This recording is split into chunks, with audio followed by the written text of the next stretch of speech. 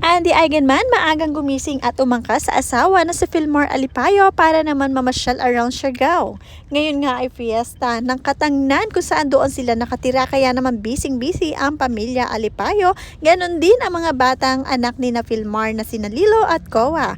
Agad na gumising at dumiretso sa kanilang poultry para makita ang kanilang manukan at nagpakain pa nga ang mga ito. Panoorin at kung hindi pa nakasubscribe, don't forget to click subscribe and hit the notification bell to keep you updated.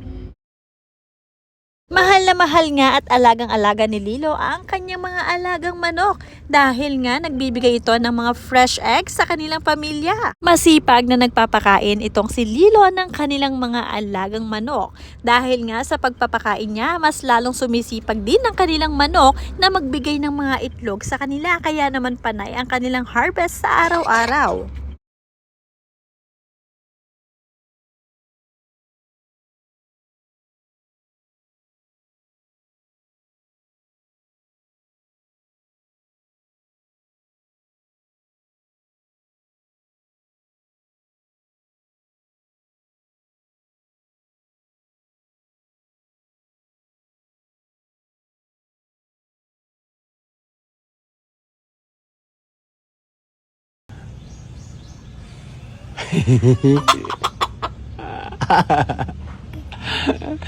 Is that your manok?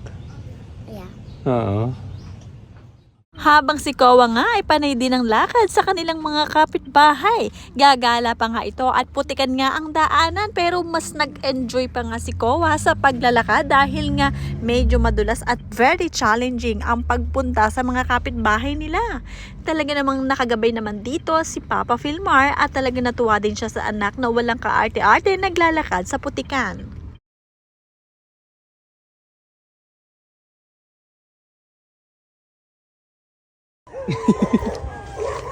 Naglakad ako sa kilid kay Lapo. Kagana mo man.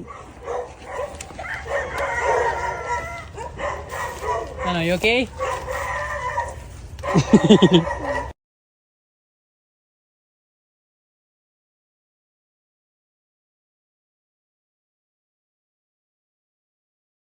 Bukod nga sa fiesta ng Katangnan sa Siargao, ipinaghanda nga rin ng bongga nitong si Andy at Filmar ang kanilang anak na si Kowa dahil nga nito lamang ay nag-birthday itong si Kowa noong wala ang kanyang papa. Kaya naman ngayong nariyan na si Filmar sa Siargao ay naisipan nga ni na Andy na paghandaan itong si Kowa kahit simple lamang sa kanilang tahanan.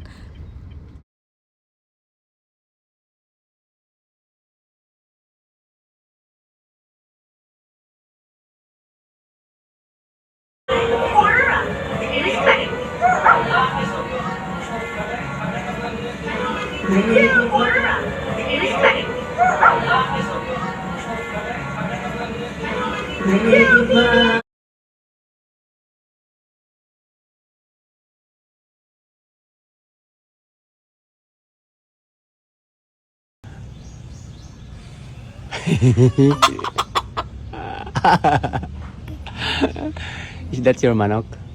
Yeah. Oo. Okay. Naglakad ako sa kilid kay Lapo. Kagana mo man. Ano, you okay?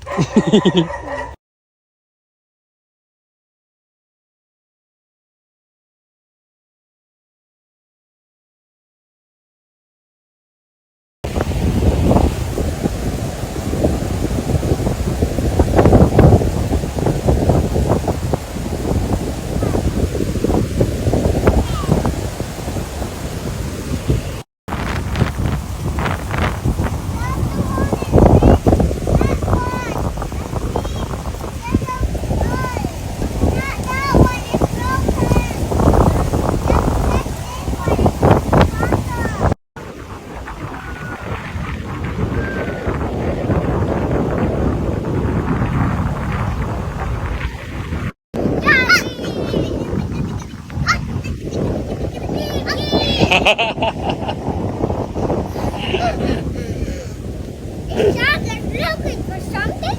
Oh no, his stick! Nakakatuwa talaga itong si Lilo dahil maraming alam sa buhay kahit na siya ay bata pa.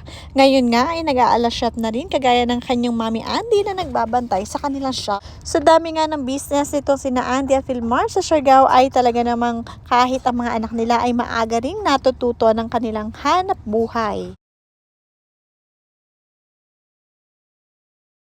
Expose na expose nga itong si Lilo sa mga business ng kanyang mga magulang sa Siargao. Kaya naman dito pa lamang ay buhay na sila at natutuwa nga rin itong si Andy dahil alam na kung kanino ipapamana ang kanilang mga hanap buhay.